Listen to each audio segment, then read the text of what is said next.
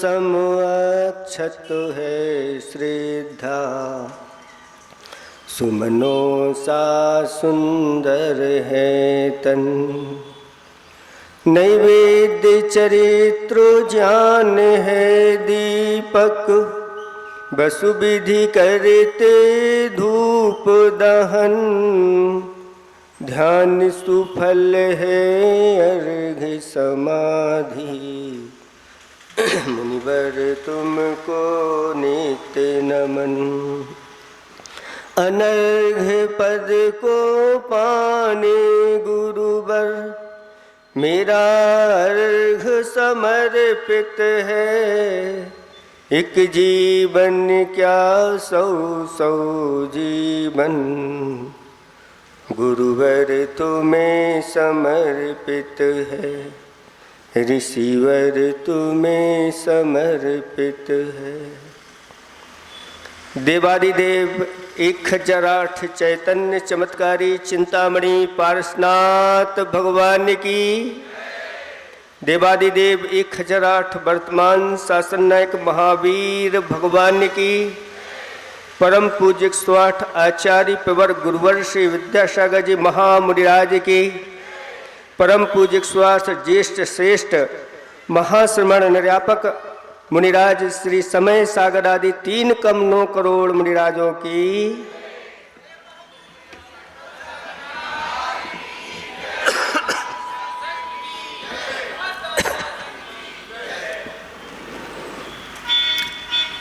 धर्म स्नेही भव्यात्माओं,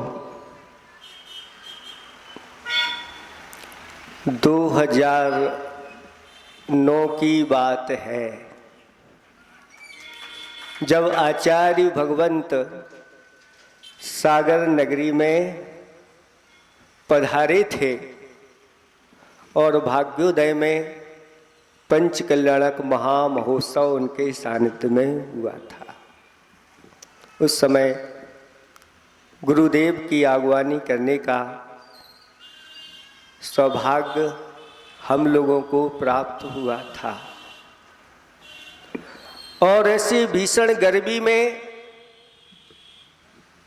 वह पंच कल्याणक कैसे हो गया पता नहीं चला। बड़े उत्साह आनंद के साथ सानंद संपन्न हो गया। आचार्य भगवंत का विहार होना था और आचार्य भगवंत ने मुझे बुला करके पूछा कि स्वास्थ्य कैसा है। तो कहा स्वास्थ्य तो अभी ठीक है, तो विहार करना है, चल लोगे। तो आचार्य श्री से कहा आचार्य श्री चलेंगे, अगर कहीं कुछ गड़बड़ हो जाएगा तो देख लेंगे आगे। इतना कहा तो आचार्य श्री कहते हैं अभी यहीं रुको, और आचार्य भगवंत विहार करके चले गए। और बाहुबली कॉलोनी में कुछ दिन रुकना हुआ। फिर संकेत ऐसे आए कि कुछ महाराज, 4 महाराज पूज्य संभव सागर जी आदि मकरोनिया में रुके हुए थे। उनका भी स्वास्थ्य कुछ गड़बड़ हो गया था किसी महाराज का,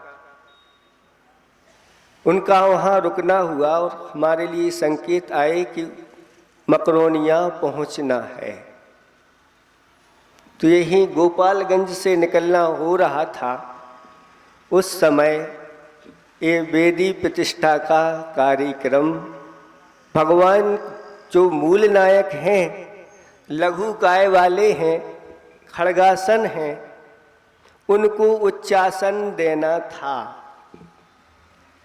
और बीच में भगवान के लिए उच्चासन देने का सुअवसर उस समय मिल गया और भगवान को उच्चासन प्रदान करके आगे बढ़े। और क्या हुआ कि जब चातुर्मास के संकेत आए तो गोपालगंज चातुर्मास करना है। तब लगा कि देखो भगवान ने बुलवा लिया, भगवान को उच्चासन दिया। हो सकता है कि यहाँ का ये बहुत बड़ा कार्य होना था। भगवान जहाँ पर विराजमान हुए थे इतना ही उनको स्वीकार नहीं था।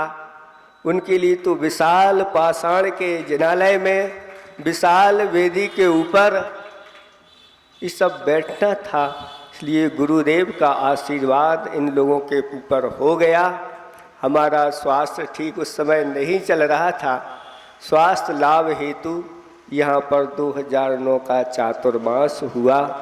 उस चातुर्मास के उपरांत सभी लोगों की जो भावनाएं थीं वो भावनाएं फलीभूत हुई और यहाँ पर एक नए सिरे से जिनालय का निर्माण का यहाँ पर कार्यक्रम प्रारंभ हो गया।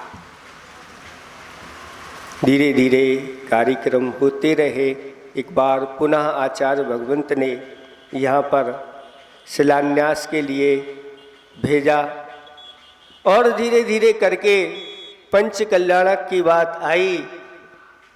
तब ऐसा लग रहा था कि गुरुदेव स्वयं आएंगे, लेकिन कारणवशात गुरुदेव नहीं आ पाए।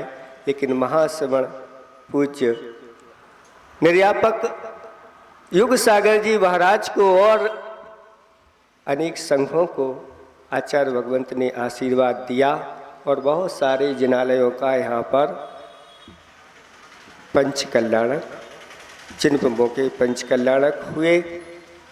बाद में वेदी प्रतिष्ठा मूल नायक की महाश्रवण निर्यापक महाश्रवण समय सागर जी के सानिध्य में बड़ी भव्यता के साथ यहाँ का हुआ। साहेगढ़ में ग्रीष्मकाल चल रहा था और यहाँ के एक श्रावक अनिल भाई हमारे पास पहुँचे और कहते हैं कि महाराज अब सब कुछ हो गया है।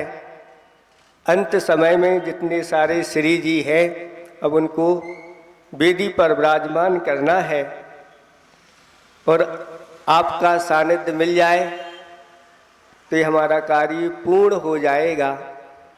तो हमने उनसे कहा कि देखो हमारा तो कोई भरोसा नहीं, आचार्य भगवंत ने उस तरफ पहुंचा दिया है, हो सकता है और आगे हम बढ़ जाएं, इस ओर आने की हमारी कोई उम्मीद नहीं है। क्योंकि चातुर्मास का काल आने वाला है, आसपास से जो मुनि संघ है वहाँ से निकलें, गुरुदेव से निवेदन कर लेना। और अगर नहीं निकलते हैं तो आर्य का संघ तो है ही, उनके सानिध्य में अच्छी तरह से भव्यता के साथ इस कार्य को कर लेना।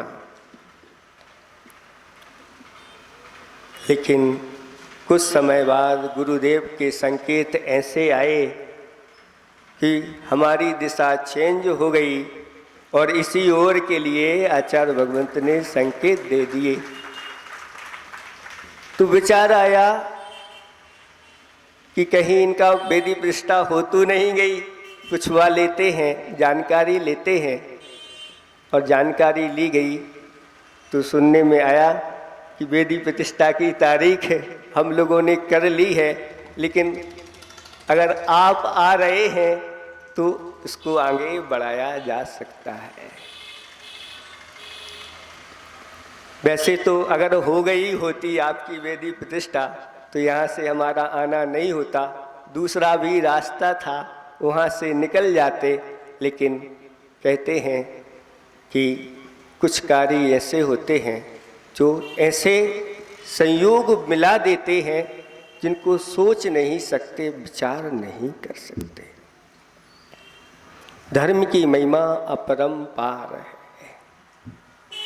आचार्य श्री जी ने एक हाइकू लिखा है, जब जहां जो जितना जैसा चाहो,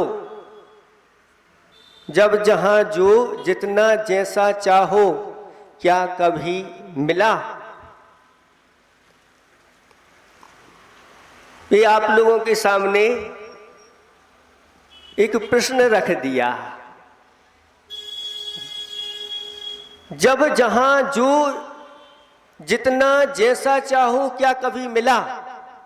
उत्तर दो। है? सबके मुख से यही आता है, नहीं मिला। है? गोपालगंज वालों को मिला।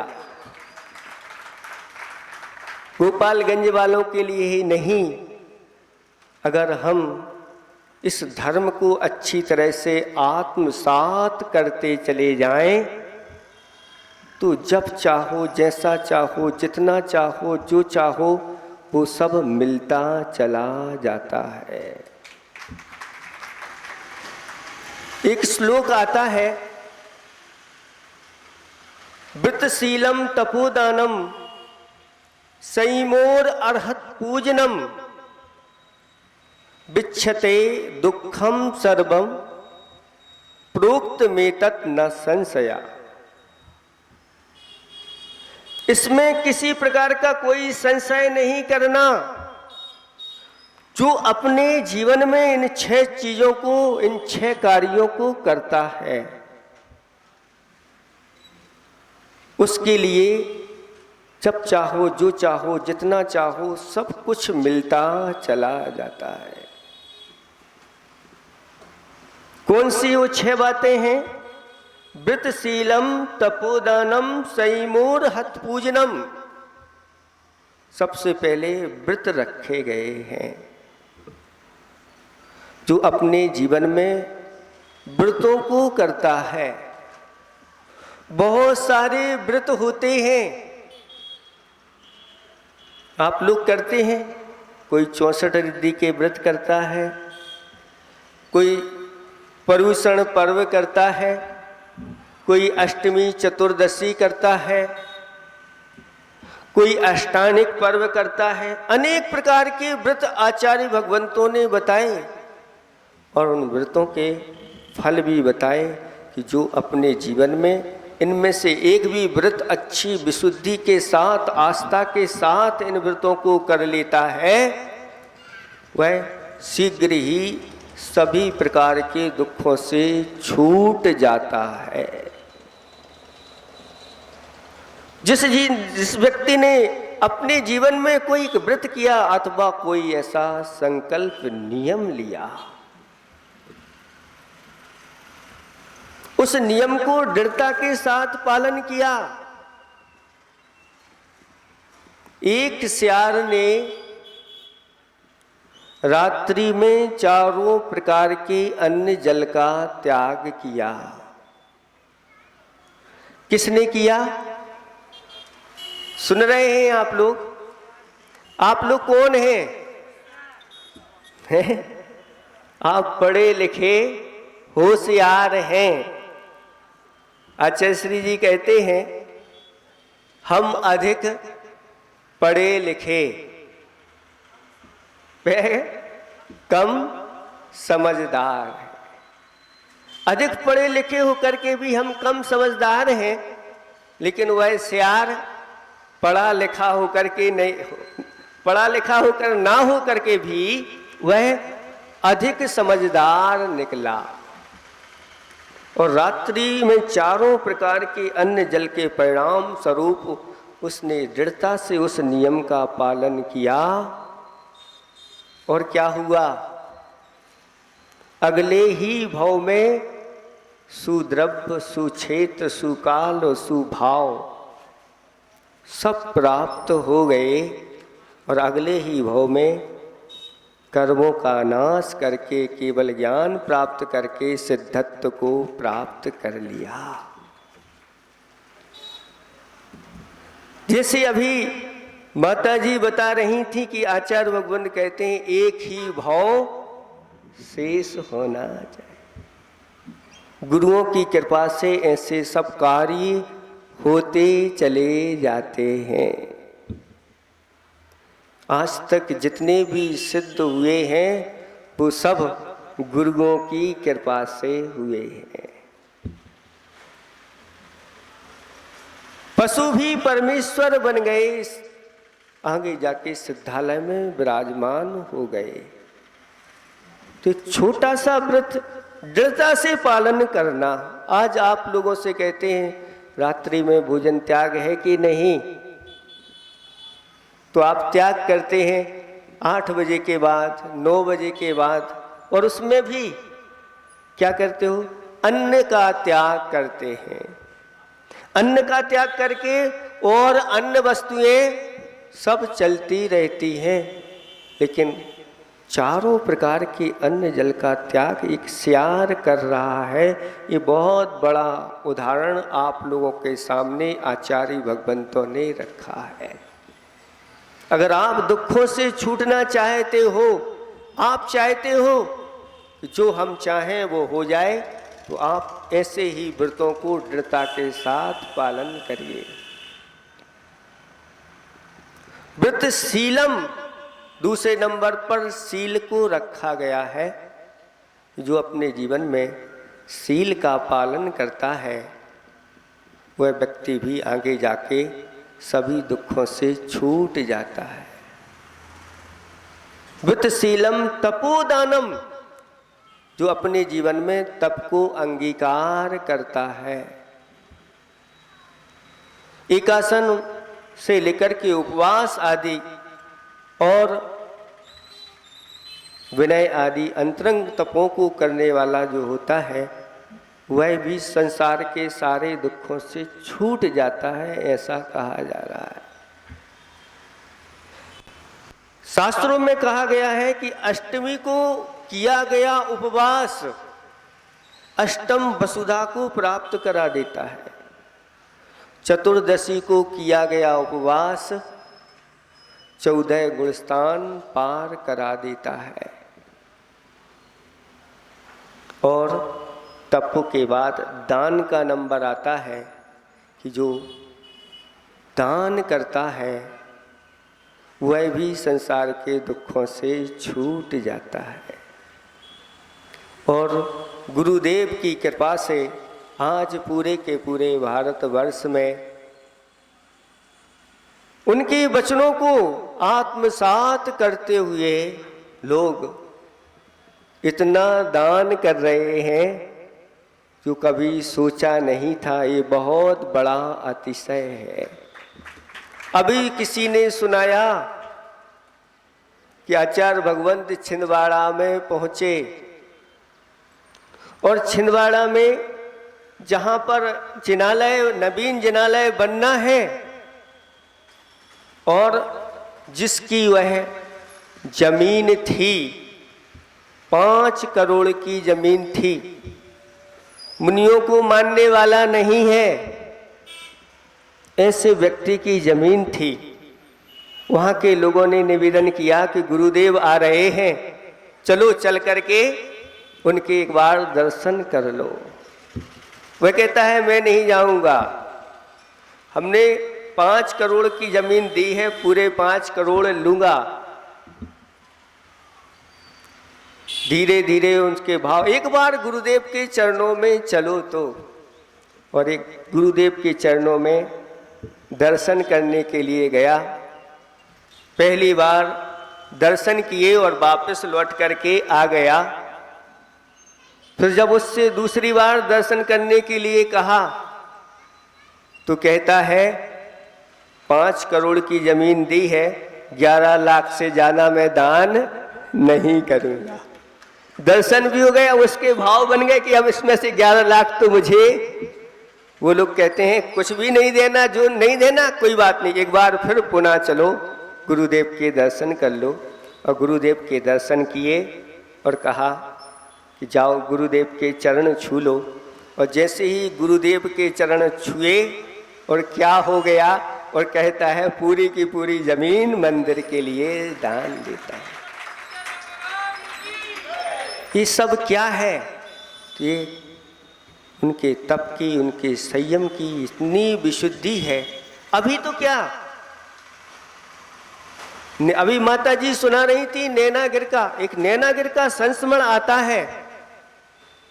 जब आचार्य भगवंत का चतुर्मास वहां पर हो रहा था, अष्टमी चतुर्दशी को आचार्य भगवंत उपवास करते थे और कभी कभार कहाँ चले जाते थे, सिद्धशिला पर जाकर के वहां पर ध्यान करते थे। एक दिन गुरु महाराज सिद्धशिला पर ध्यान में बैठे हुए थे और एक शिकारी शिकार करते हुए चला आ रहा था, हिरण का पीछा करते हुए। वहीं पास में एक कीरबना गांव है, वहाँ के एक रावजू नाम के राजा कहलाते थे और वो शिकार में प्रसिद्ध थे। 100 बंदूकें, एक से बढ़कर एक बंदूकें उनके पास शिकार करने की थी। और शिकार करते करते, हिरण का पीछा करते करते, और देखते हैं कि वह हिरण गुरुदेव के पीछे जाकर के खड़ा हो गया। और यह शिकारी भी पहुंच गया और देखा, और देख करके दंग रह गया उस दृश्य को कि देखो, पशुओं के पास भी इतना ज्ञान है कि हमारी रक्षा कहाँ होगी। और गुरुदेव के पीछे जाकर खड़ा हो गया और वह गुरुदेव को देखता ही रहा कि ऐसे यौवन में ऐसे महान तप को तपने वाले, जिनके पास तिलतुस मात्र भी परिग्रह नहीं है, और देखता रहा। अंदर से उसकी आत्मा धिक्कारने लग गई कि कहाँ मैं और कहाँ ये ऐसे महान संत जो अपने पापों की निजरा करने में लगे हुए हैं, और मैं मूक प्राणियों को सताने में लगा हुआ हूं। मुझे धिक्कार हो, मेरे जीवन को धिक्कार हो। और गुरुदेव तो अभी ध्यान में बैठे हुए हैं और गुरुदेव को देख करके बंदूक उनके सामने वह छोड़ देता है, बंदूक को फेंक देता है कि आज से मैं संकल्प करता हूं कि कभी अपने जीवन में शिकार नहीं करूंगा। आचार्य भगवंत को कुछ कहने की आवश्यकता नहीं रहती। कहते हैं कि जिनका हृदय शुद्ध हो, जिनकी भिक्षाचर्या शुद्ध हो, जिनके वचनों में हमेशा हमेशा आगम विराजमान हो और परोपकार के लिए जिनके वचन निकलते हों, ऐसे वह इस कलिकाल में चलते फिरते साक्षात भगवान का ही रूप है। अहो भाग्य हैं हमारे। और सागर वालों की तो फिर कहना ही क्या, कितने बार सागर में आचार्य भगवंत का आना हुआ है, कितने बड़े बड़े कार्य हुए हैं। सागर में जैसे रत्न रहते हैं, ऐसे ही सागर में से बहुत सारे रत्न आचार्य भगवंत ने निकाले हैं। आरिका रत्न और मुनि रत्न इस सागर में से निकले हैं। कहा है कि हो आशीष गुरुवर का बिगड़े काम बनते हैं। गुरुदेव की कृपा से क्या नहीं होता बंधुओं। गुरु की कृपा से अचेतन ही नहीं, साक्षात चेतन धाम बनते हैं। ऐसे महान गुरु आज निरंतर विहार करते चले जा रहे हैं। सबसे पहले उन्होंने अपना विहार किया और सुनने में आया कि संघ वालों के लिए संकेत नहीं दिया। क्यों नहीं दे रहे हैं अभी गुरुदेव? अभी गर्मी बहुत है। ऐसे महान गुरु जो स्वयं कष्टों में अपने आप को डाल देते हैं, लेकिन अपने शिष्यों का कितना ध्यान रखते हैं कि अभी गर्मी बहुत है, अभी समय पर आपको दिया जाएगा। और लंबा विहार तो चल ही रहा है। अपने शिष्यों का इतना विहार किसी का भी सुनने में लंबा नहीं आया। इससे भी दूना विहार करते हुए चले जा रहे हैं। ये कलिकाल में इससे बड़ा और अतिशय क्या चाहिए। अभी जवान नहीं है, वह वृद्ध हो गए हैं, आप सब जानते हैं, लेकिन उनके संकल्प अभी बहुत जवान हैं। हम लोगों से भी ज़्यादा उनके बढ़कर के सब हम लोग उनके सामने बौने पड़ जाते हैं कि देखो इतनी उम्र में भी ऐसे उत्साह के साथ वह किसके लिए, सिर्फ परोपकाराय सताम विभूति, कि जितना हो सके इस जैन शासन की संस्कृति निरंतर बढ़ती चली जाए। शास्त्रों में वर्णन आया है कि उस श्रावक ने जैन शासन की स्थापना की है। सुन रहे हैं आप लोग? उस श्रावक ने जैन शासन की स्थापना की है। जिन श्रावकों ने ऐसे निर्दोष वास्तुशिल्प के अनुसार जो हजारों वर्षों तक वह स्थापित रहना है, ऐसे जिनालय और जिन बिंबों का निर्माण कराया है। लेकिन आप लोग ऐसा करा नहीं पाते, ऐसा सोच ही नहीं पाते। ये तो सब गुरुदेव के आशीर्वाद से आप लोगों ने उनकी आज्ञा को सरोधारी किया और ऐसे हजारों वर्ष पूर्व भी ऐसे कार्य अभी देखने को नहीं मिले। हुए होते तो देखने को मिलते। ऐसे महान अकृत्रिम जैसे चैत्यालय बड़े बाबा का देखते ही रह जाओ, ये क्या है। ऐसे ही सागर का, भाग्योदय का ये सर्वतोभद्र बनने जा रहा है, सब देखेंगे। ये परंपरा गुरुदेव की हमारी तो भावना यही है कि पंचम काल के अंत तक चलती रहेगी, इसमें कोई संशय नहीं। क्योंकि गुरुदेव बिल्कुल निर्दोष रूप से, निस्वार्थ भाव से, निरीह वृत्ति से करते चले जा रहे हैं। और लोग ढूंढते हैं कि मुझे गुरुदेव के पास ले चलो। अभी अभी रास्ते में सुना रहे थे, एक सज्जन की खबर आ रही है, मुझे गुरुदेव के पास ले चलो, गुरुदेव के पास ले चलो। तो गुरुदेव के पास आ गए और वो सज्जन यहीं सागर के ढाना वाले उनको गुरुदेव के पास ले जाने के पहले कहते हैं, क्यों आप बार बार मुझे बुला रहे हो? गुरुदेव के पास क्यों जाना चाह रहे हो? तो कुछ दान करना है।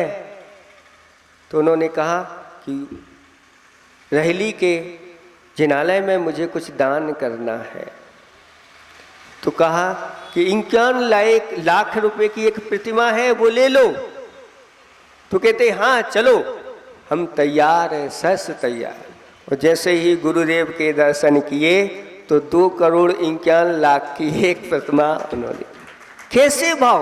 यहाँ आप लोग, हम लोग बैठे रहते हैं और आप लोग बोली लगाते हैं और 10-15 मिनट घिसते रहते हैं और वहाँ चारों ओर से उनके चरणों में आकर के लोग अपना सौभाग्य मानते हैं। बुंदेलखंड में कहावत है, बनिया प्रसन्नम कोणी छदानम। बनिया अगर प्रसन्न हो जाए तो क्या देगा बताओ? कोणी छदानम का तो रुपया पैसा ही देगा, भले करोड़ दे कोई बात नहीं।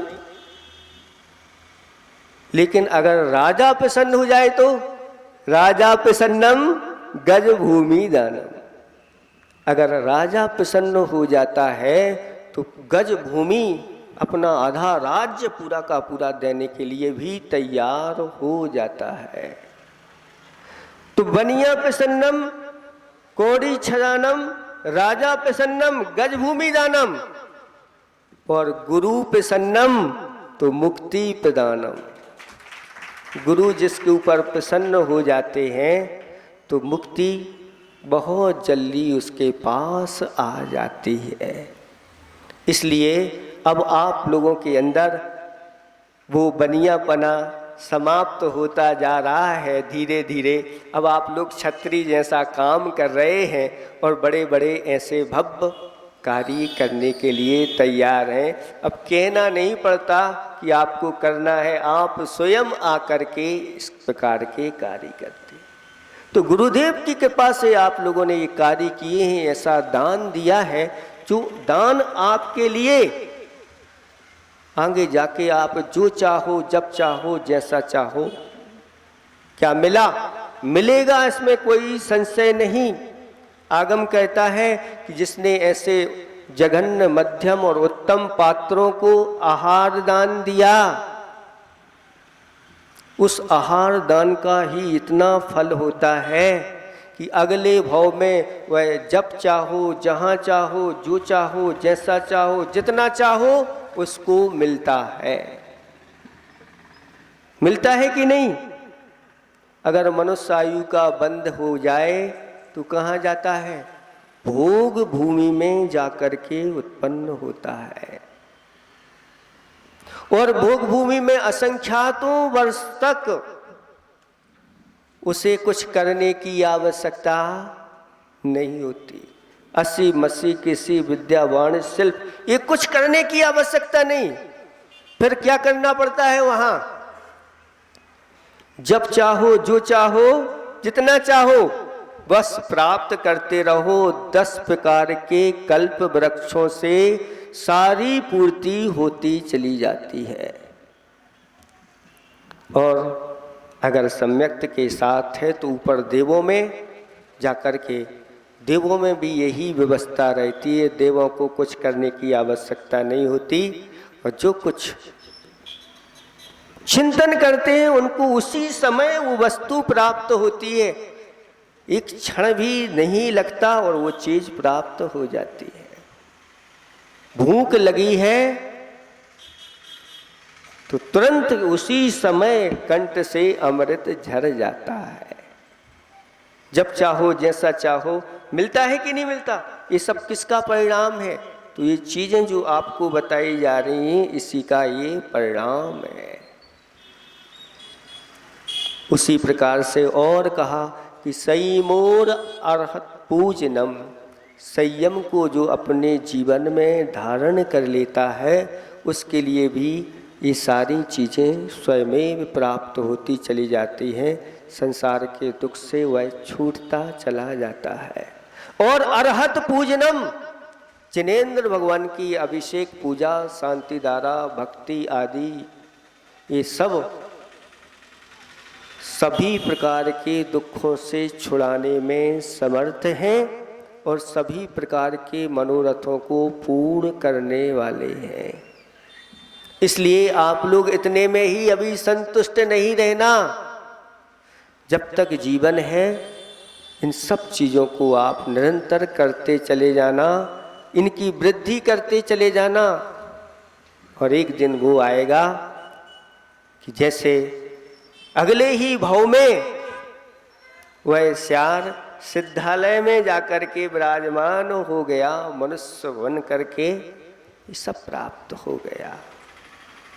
आप लोग अच्छी तरह से अब भगवान को तो विराजमान कर दिया है, अब इनकी भक्ति पूजा आराधना करते रहो और अपने जीवन में संयम को धारण करना और संयम के साथ साथ अंत में समाधि की साधना करना।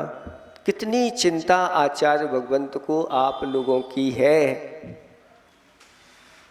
कि अंत की व्यवस्था भी आपको अभी बंडा से निकलना हुआ। बंडा में भी आरिका रत्न बड़ी माता जी वहाँ पर बैठी हुई थी और उनके सानिध्य में बहुत सारी साधिकाएं साधना कर रही हैं। वहाँ पर भी साधिका आश्रम के लिए शिलान्यास हुआ। तो सागर में भी यहाँ पर माता जी हैं इनके सानिध्य में भी बहुत सारी साधिकाएं साधना कर रही हैं। इस सागर वालों के लिए अवसर दिया। तो साधिकाओं की भी व्यवस्था है और साधकों के लिए भी व्यवस्था है। मार्ग आचार्य भगवंत ने खोल दिया। आचार्य भगवंत कहते हैं कि मार्ग दो हैं, एक स्वर्ग का मार्ग है और एक मोक्ष का मार्ग है। अभी मोक्ष का मार्ग खुला नहीं है, कोई बात नहीं, लेकिन इस प्रकार की साधना करके आप स्वर्ग का मार्ग पकड़िए, फिर वहाँ से यहाँ आइए और सीधे मोक्ष मार्ग पर आगे बढ़ जाइए और जाकर के सिद्धालय में विराजमान हो जाइए। इतना ही हम पर्याप्त समझते हैं और इस कार्य को आप बड़े उत्साह आनंद के साथ, क्योंकि जब भी धर्म के कार्य किए जाते हैं, दान आदि किए जाते हैं, तो दान दे मन हरस, आनंद उत्साह के साथ जितना किया जाता उतना ही यह फल बढ़ता चला जाता है। आप लोग ऐसे ही आनंद के साथ ये कार्य करें। अहिंसा परमो धर्म की